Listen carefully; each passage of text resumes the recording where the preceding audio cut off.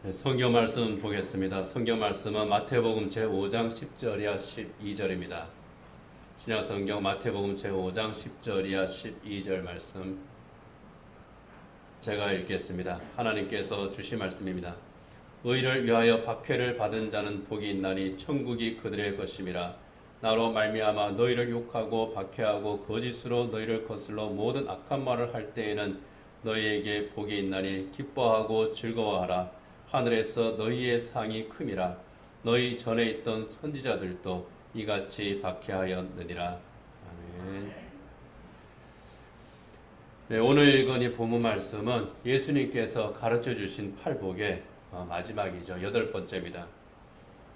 심령이 가난한 자, 애통하는 자, 온유한 자, 긍휼히 여기는 자, 의에 줄이고 목마른 자, 마음이 청결한 자, 화평케 하는 자, 그들이 복이 있다고 하셨고, 이제 마지막 8번째, 의를 위하여 박해를 받은 자가 복이 있나니 천국이 그들의 것이라고 말씀을 하십니다.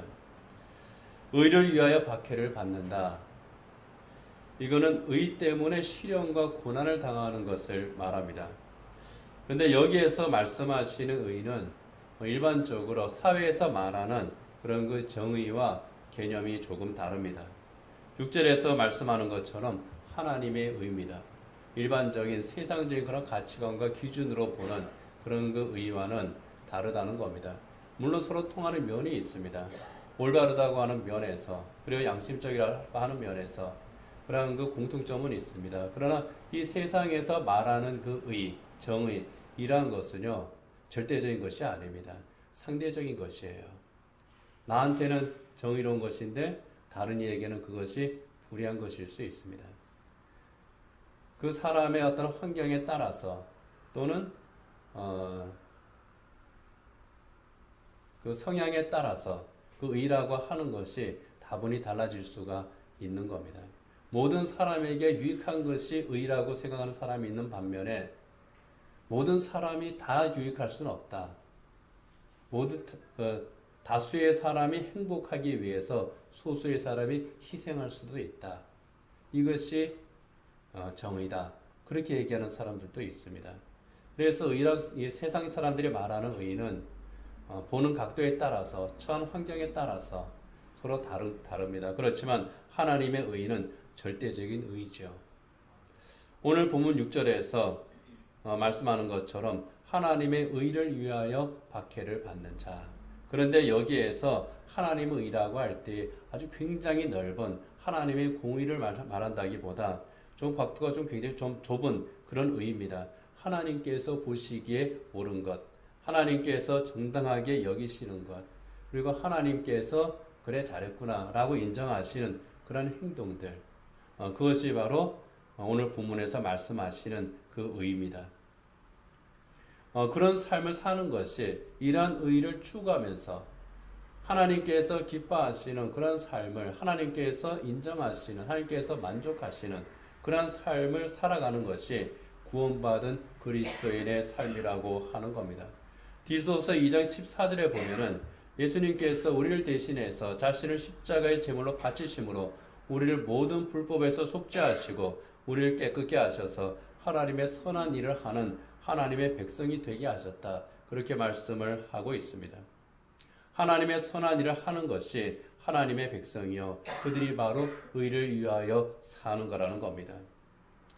그래서 구원받은 그리스도인들은 그 삶의 기준이 언제나 하나님의 의입니다. 하나님이 우리의 삶의 표준인 거예요. 십자가를 향해서 걸어가는 성도들의 그 삶의 기준이 바로 하나님의 의, 하나님의 말씀 가운데 있다는 겁니다. 그래서 베드로가 유대교 지도자들 앞에서 선언하지 않습니까? 하나님 앞에서 너희의 말을 듣는 것이 하나님의 말씀을 듣는 것보다 옳은가 판단하라. 하나님 앞에서 하나님이 원하시는 것, 하나님 앞에서 내가 정말 부끄러움 없이 선택할 수 있는 것, 하나님께서 정말 잘했다라고 인정할 수 있는 그런 것들, 이것을 추구하는 것이 그리스도인의 삶이라고 하는 겁니다. 하나님께서 보시기에 옳은 것을 추구하면서 살아갈 때에 결코 이 세상이 녹록지는 않습니다. 저항에 부딪힙니다. 불이익을 겪게 되고 박해를 당하게 됩니다. 하나님께서 우상을 섬기지 말라고 하셨으니 우리는 일본의 태양신 아마테라스 오미카미에게 절할 수 없다. 그건 하나님 보시기에 옳은 것이 아니다. 그렇게 순교의 길을 걸어간 믿음의 사람들이 있습니다. 주기철 목사님, 손양원 목사님, 한상도 목사님, 이러한 분들이 의를 위하여 박해를 받은 자들이죠. 2차 대전을 일으킨 히틀러가 독일을 전쟁과 살인의 광기로 몰아갔습니다. 그때에 많은 사람들이 침묵했습니다. 하지만 그것이 하나님 앞에서 불의한 일이라고 하면서 그 잘못과 죄악을 지적한 분이 있습니다. 디트리히 보네포 목사님이죠. 보네포 목사님이 이런 말씀을 했습니다. 하고 싶은 일을 하려고 하지 말고 옳은 일을 하려고 하라. 하나님의 계명과 신앙만을 의지하라. 하나님 앞에서 옳은 일을 하라는 겁니다. 하나님의 계명과 신앙만을 의지하고 살아라. 이것이 의를 위하여 살아가는 자, 의를 위하여 살아가다가 박해를 받는 자의 삶입니다. 하나님 앞에서 무엇이 옳은가, 이것이 기준이 되는 삶을 살아가다가 부당하게 당하는 고난들, 시련들, 억울한 불이익들, 또 실패들, 박해를 감수하는 그리스도인들, 그들이 바로 의를 위하여 박해를 받은 사람들입니다. 베드로전서 2장 20절에 보면은 이렇게 박해를 당하는 사람들, 그렇지만 하나님을 생각하며 선을 행하는 사람들, 고난을 참는 바로 그 사람들이야말로 하나님 앞에서 아름다운 사람들이다. 그렇게 말씀을 하고 있습니다. 베드로전서 2장 19절에 20절입니다. 부당하게 고난을 받아도 하나님을 생각함으로 슬픔을 참으면 이는 아름다우나 죄가 있어 매를 맞고 참으면 무슨 칭찬이 있으리요. 그러나 선을 행함으로 고난을 받고 참으면 이는 하나님 앞에 아름다우니라. 우리가 이 세상의 법정에 서게 될 때에 우리가 부끄러운 죄 때문에 서는 것이 아니라 믿음 때문에 서게 된다면, 선을 행하다가 서게 된다면 그것은 결코 부끄러운 것이 아니라는 겁니다. 하나님께서 그를 아름답다고 인정하신다는 겁니다.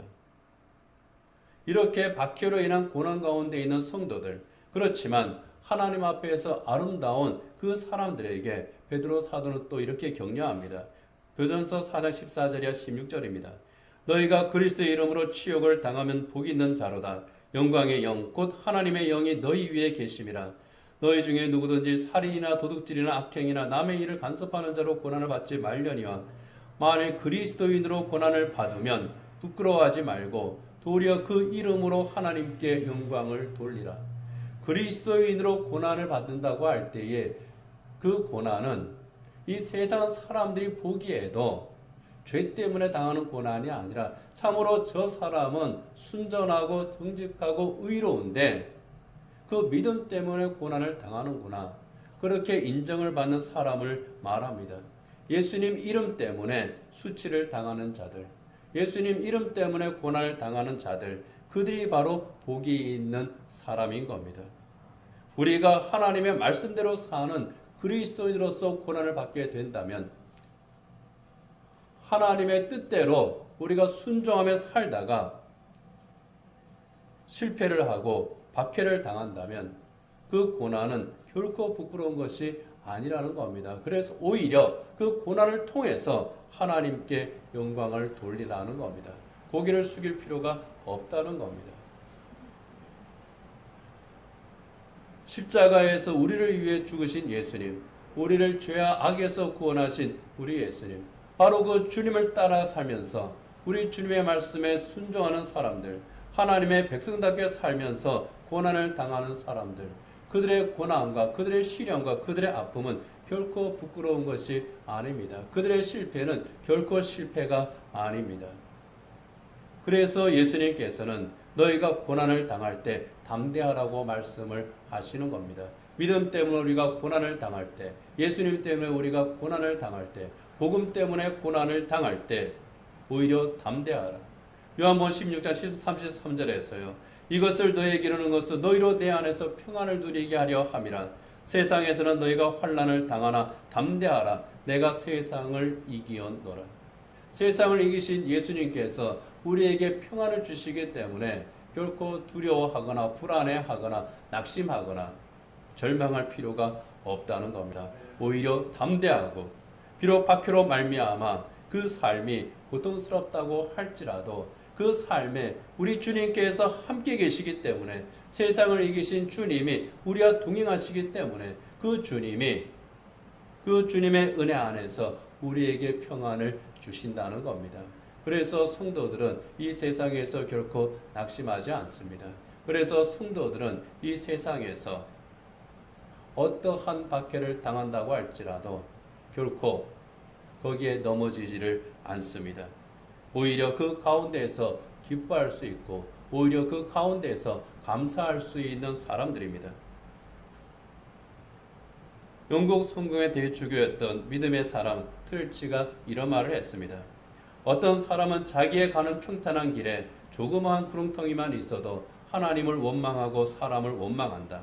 또 어떤 사람은 자기가 가는 험하고 캄캄한 길에 조그마한 빛만 비추어도 하나님이 주시는 자비로운 빛이라 하여 감사의 기도를 드린다. 화려한 궁전에 살면서도 삶이 왜 이렇게 괴로우며 기쁜 일이 하나도 없느냐고 얼굴을 찡그려 불평하는 사람이 있으며 작은 오막살이에 살면서도 우리를 지키시는 하나님 아버지의 한없는 은혜와 사랑을 진심으로 감사하는 사람이 있다. 그리스도인들이 하나님의 자녀들이 고난 가운데에서도 기뻐하며 감사할 수 있는 것은요, 하나님께서 한없는 은혜와 사랑으로 우리를 돌보고 계심을 알기 때문입니다. 바로 그 하나님께서 우리에게 허락하신 천국이 그들의 것이기 때문입니다. 천국이 이미 그들 안에 임했기 때문입니다.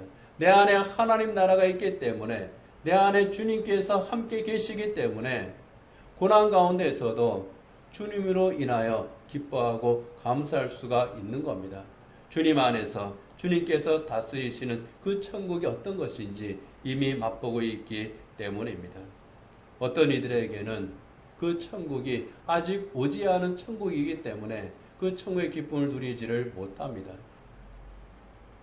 누누이 말씀드리지만은 똑같이 예수를 믿는데 어떤 사람은 그 안에 천국의 기쁨이 없습니다. 천국은 믿는데 내가 앞으로 갈 그 천국은 내가 분명히 소망을 하고 있는데 확신도 있는데 이미 우리에게 주신 그 하나님 나라의 기쁨을 누리지 못하고 있는 사람들이 있습니다. 안타깝지요. 이것은 마치 1등 당첨이 약속이 되어 있는 그 안에 1등 당첨의 번호가 적혀 있는 그 복권인데 내 손에 그 복권을 들고 있으면서도 그 복권을 아직 긁지 않은 사람들과 똑같은 겁니다. 그러나 어떤 사람들은 이미 내 안에 천국이 임하여 있음을, 이미 내 안에 주님께서 거하시고 나를 다스리고 계심을, 이미 주님께서 내 안에 계실 뿐만 아니라 나와 교제하고 계심을 아는 사람들이 있습니다. 그들이 바로 천국을 맛보고 있는 사람들입니다. 그들은 의를 위하여 박해를 당할 때에, 믿음 때문에 시련을 당할 때에 그것을 피하지 않습니다. 그리스도 때문에 고난을 당할 때 오히려 그것을 감사합니다. 주님께서 나와 함께 하심을 알기 때문에, 그리고 주님께서 나와 함께 계실 뿐만 아니라 나를 그것을 이기게 하시고 주님께서 천국의 평안을 내 안에 주실 것을 알고 있기 때문입니다. 그래서 환난 가운데서도 기뻐합니다. 시련 가운데서도 감사합니다. 폭풍 가운데에서도 평안할 수가 있는 겁니다. 예수님께서는 나로 말미암아 너희를 욕하고 박해하고 거짓으로 너희를 거슬러 모든 악한 말을 할 때에는 너희에게 복이 있나니 기뻐하고 즐거워하라고 말씀합니다. 박해에 집중하는 것이 아니라, 박해받는 고난의 현실에 집중하는 것이 아니라 우리에게 주시는 그 복, 기뻐하고 즐거워하라고 하는 그 약속의 말씀에 집중하는 겁니다. 그런데 예수님께서 나로 말미암아 너희를 욕하고 박해하고 거짓으로 너희를 거슬려 모든 악한 말을 할 때에 복이 있다고 하셨는데요. 욕하고 박해하고 거짓으로 거슬려서 모든 악한 말을 할 때 그것을 직접 받으신 분이 있습니다. 예수님이죠. 히브리서 12장 2절에 보면은 우리 예수님을 바라봅시다 하면서 십자가에 매달리신 예수님의 마음을 이렇게 묘사합니다. 믿음의 주요 또 온전케 하시는 이인 예수를 바라보자. 그는 그 앞에 있는 기쁨을 위하여 십자가를 참으사 부끄러움을 개의치 아니하시더니 하나님 보좌 우편에 앉으셨느니라. 십자가를 참고 부끄러움을 개의치 않으셨다고 말씀을 합니다. 우리를 위해서 먼저 욕을 당하시고 우리를 위해서 먼저 박해를 받으셨고 우리를 위해서 먼저 악한 말들을 들으셨습니다. 그렇게 하실 때에 우리 주님께서는 그 앞에 있는 기쁨, 우리를 구원하는 그 기쁨을 위해서 그 모든 것을 온전히 참으셨다는 겁니다. 먼저 고난을 지셨지만은 그것을 부끄러워하지 않으시고 오히려 기뻐하심, 이것이 예수님의 마음이고 바로 그 예수님의 마음을 품고 살라는 겁니다. 그것이 의를 위하여 박해를 받는 자의 삶입니다. 의를 위해서 박해를 받는 것을 결코 두려워하거나 부끄러워하지 말아야 할 이유, 바로 여기에 있는 거죠. 주님께서 우리를 구원하는 그 기쁨을 위해서 고난을 참으셨던 것처럼 우리 또한 주님의 기쁨을 위해서 고난을 참을 수가 있는 겁니다. 순교의 길을 걸어갔던 베드로가 이렇게 고백했죠. 예수님께서 나를 위해 십자가를 지셨는데 이제 내가 예수님을 위해서 십자가를 질 수 있음을 감사합니다. 나를 십자가에 달아서 죽이십시오. 그런데 나는 예수님처럼 똑바로 매달릴 수가 없습니다. 나 같은 죄인이 어찌 주님과 똑같이 십자가에 매달리겠습니까? 하면서 거꾸로 된 십자가에 매달려서 순교했다고 하는 그런 그 순교 일화가 있습니다. 내가 예수님을 위해서 십자가를 질 수 있으니 감히 내가 예수님의 십자가를 질 수 있으니 그것이 감사합니다. 바울도 비슷한 고백을 했죠. 이제 내가 살아도 주를 위하여 살고 죽어도 주를 위하여 죽나니 내가 사나 죽으나 주의 것이라. 오직 주님을 바라보며 오직 주님의 뒤를 따라가며 주님을 위해 사는 것, 그것이 의를 위하여 사는 사람들, 그러다가 박해를 당한다고 할지라도 그것을 두려워하지 않는 사람들, 그들이 바로 의를 위하여 박해를 받는 자들이요 그들이 하나님의 복을 받은 사람들입니다. 이제 말씀을 맺도록 하겠습니다. 팔복은요, 십자가의 길을 가신 예수님의 마음입니다. 팔복에는 예수님의 인격이 있습니다. 팔복은 예수님께서 걸어가신 그 삶입니다. 이 세상에서 우리가 살아갈 때에 예수님의 마음을 품고 예수님의 인격을 담고 예수님의 삶의 자체를 따라가는 겁니다. 그것이 바로 팔복의 삶입니다.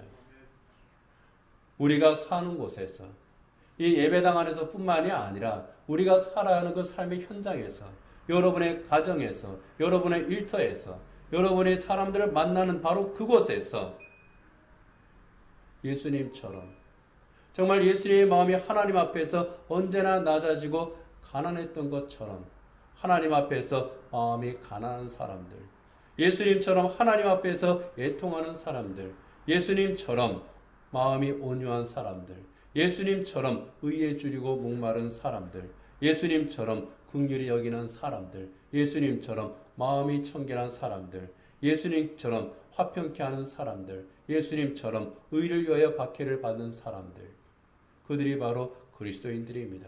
주님께서는 그렇게 사는 사람들에게 복이 있다고 말씀을 하는 겁니다. 그 복들은 세상이 줄 수 없는 하늘의 복입니다. 그러나 그렇게 사는 것이 결코 쉬운 것만은 아닙니다. 존 스토트 목사님은 이 산상수훈을 주석하면서 이런 말을 했습니다. 팔복을 실천하며 사는 그리스도인들은 이 세상으로부터 감사의 말을 듣지는 못한다. 오히려 그가 나타내는 의와 그가 일체감을 느끼는 그리스도 때문에 반발에 부딪히고 비방을 받고 모욕을 당하고 박해를 당한다는 겁니다. 나는 그리스도인답게 살기를 원해서 예수님처럼 그렇게 조금이라도 내가 예수님처럼 살아가기를 힘을 쓰는데 세상은 그들을 인정하지를 않는다는 겁니다. 오히려 이용하죠. 오히려 핍박하죠. 오히려 그들을 버립니다. 그리스도인답게 사는데 이 세상의 삶은 오히려 어렵습니다. 더 힘들게 되는 경우가 많습니다. 예수 믿고 정말 예수님처럼 살면서 하나님 말씀대로 살아가다가 하나님께서 주시는 복을 많이 받아서 늘 건강하고 정말 돈도 잘 벌고 이 세상에서 근심 걱정 없이 행복하면 얼마나 좋겠습니까? 그런데 안타깝게도요, 그러한 세상적인 복과 세상적인 행복과 성도들의 믿음의 삶이 결코 비례하지를 않는다는 겁니다. 물론 예수 믿고 잘 사는 사람들도 있습니다. 예수 믿고 부유한 사람들도 있습니다. 예수 믿고 성공한 사람들도 있습니다. 그러나 반대로 예수 믿고 실패하는 사람들도 있습니다. 예수 믿고 고난을 당하는 사람들도 있습니다. 예수 믿고 성공하면 그 사람 믿음이 좋은 것이고 예수 믿고 실패하게 되면 그 사람의 믿음이 또 실패한 것은 결코 아닌 겁니다. 기준이 다릅니다. 오히려 세상의 기준으로 볼 때 복을 받았다기보다 불행한 것처럼 보이는 사람들이 더 많습니다. 그러나 그것은 하나님께서 내리시는 벌이나 저주가 아닙니다. 우리는 이것을 알아야 됩니다. 하나님께서 우리에게 주시는 그 모든 축복들을 이 세상적인 가치와 기준으로 판단해서는 안 된다는 겁니다. 예수님께서 말씀하시는 팔복은 성도들에게 이 세상의 성공을 보장하는 그러한 축복들이 아니었습니다. 물론 이 세상에서 우리가 남들보다 더 잘 살 수 있고 남들보다 더 성공하고 남들보다 더 평안하고 남들보다 더 행복하면 좋은 일이죠. 그러나 그것은 하나님께서 그에게 주시는 보너스와 같은 겁니다. 이 보너스에 대해서는 우리가 감사해야 됩니다. 감사함으로 하나님께서 나에게 넘치게 주신 것들을 내가 이것을 어떻게 사용할 것인가, 어떻게 더 귀하게 하나님 앞에서 드릴 것인가, 그것을 생각해야 되는 것이지 거기에 만족을 하고 더 가지려고 한다면은 이 세상 사람들과 다를 것이 하나도 없고 하나님을 이 세상적인 성공과 행복의 도구로 사용하는 것밖에 되지를 않습니다. 그러나 하나님의 진정한 복을 받은 사람들은 그러한 것 때문에 내가 하나님께 더 많은 것을 받았다 감사하고 이 세상에서 시련을 당할 때에 하나님께서 왜 나와 함께하지 않는가 그렇게 낙심하고 그러지를 않습니다. 오히려 내가 고난을 당한다고 할 때에 그것을 돌아보죠. 내가 나의 잘못과 죄 때문에 고난을 당한다고 할 때에 그랬을 때 하나님 앞에 우리 스스로를 돌아보면서 하나님께서 나에게 주시는 그 길이 무엇인지 찾는 지혜를 구합니다.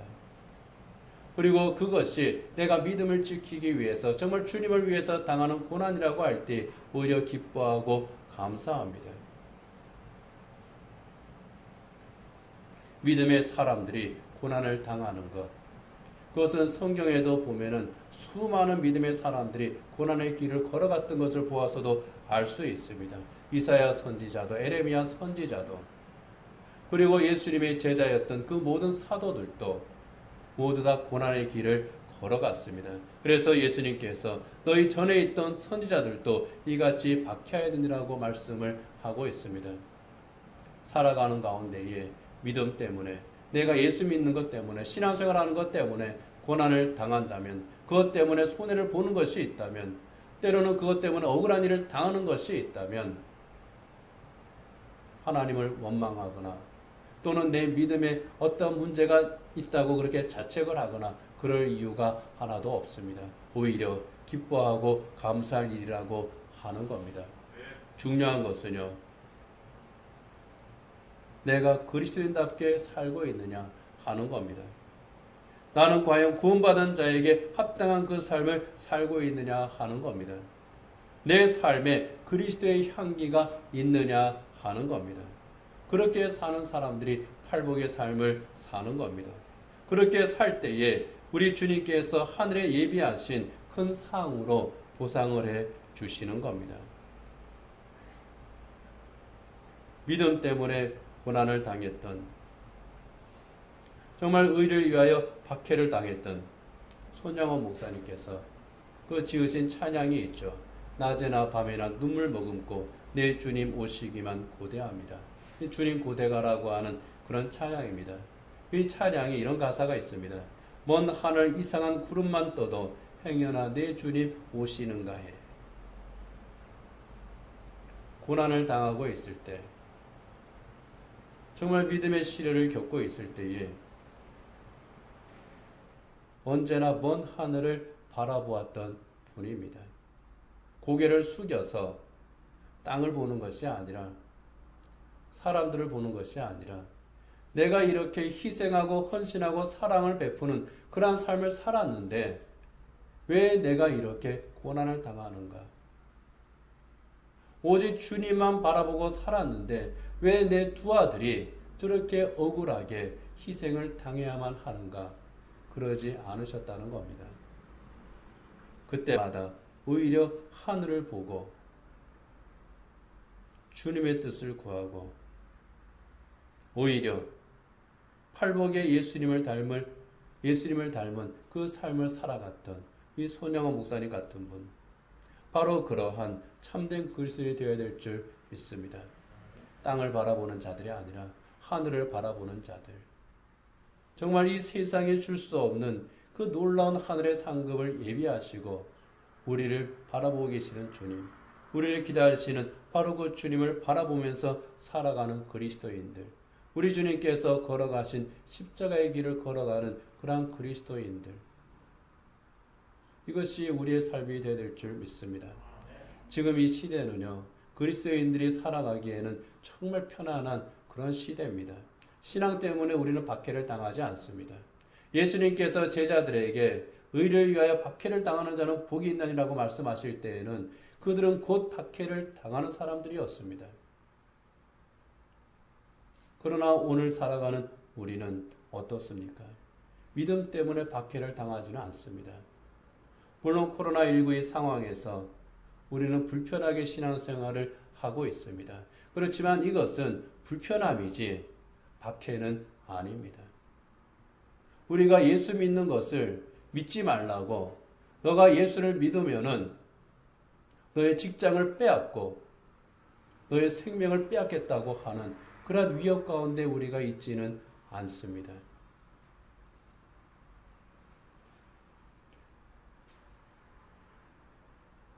우리는 우리의 신앙을 지킬 수 있는, 정말 합법적으로, 그리고 박해를 당하지 않고서도 신앙을 지킬 수 있는 그런 시대에 살아가고 있습니다. 그리고 고난의 시기에 세상적으로 모든 것을 다 이룰 수밖에 없었던 그런 믿음의 선배들보다 우리는 하나님께서 주시는 그런 물질적인 풍요를 얼마든지 누릴 수 있는 그런 환경에서 우리는 살아가고 있습니다. 옛날 그 믿음의 사람들보다 이 세상에 빼앗기는 것이 훨씬 적습니다. 비록 우리가 가난하게 산다고 할지라도 그 가난함 때문에 우리가 목숨을 잃거나 우리의 믿음을 버리거나 하는 것을 정말 고민해야 되는 그러한 시대는 아니라는 겁니다. 그런데 이상하게도요, 시련 가운데 있는, 박해 가운데 있는 믿음의 선배들은 박해를 당할수록 그 얼굴을 들어서 하늘을 바라보았는데, 주님을 바라보았는데, 그 하늘을 바라보기보다는 오히려 이 세상을 바라보는 그런 그리스도인들이 더 많아진 것 같습니다. 고개를 들어서 하늘을 보고 하늘에 우리를 위해서 귀한 상급을 예비하신 그 주님을 바라보면서 우리가 나아가야 될 줄 믿습니다. 시련과 고난이 우리에게 있다고 할지라도, 그것이 우리의 믿음 때문에 당하는 것이라고 할지라도 그 가운데에서 기뻐하고 감사할 수 있는 그리스도인들, 우리의 삶 속에서 하나님의 의를 추구하며 살아가고 그리스도인답게, 정말 그리스도인이라고는 그 이름이 부끄럽지 않게 우리가 살아가고 우리의 삶에서 그리스도의 향기를 풍기는 믿음의 길을 걸어갈 때에 바로 그들에게 주시는 하늘의 큰 상, 그 큰 상이 우리의 것이 됨을 믿습니다. 기도하겠습니다.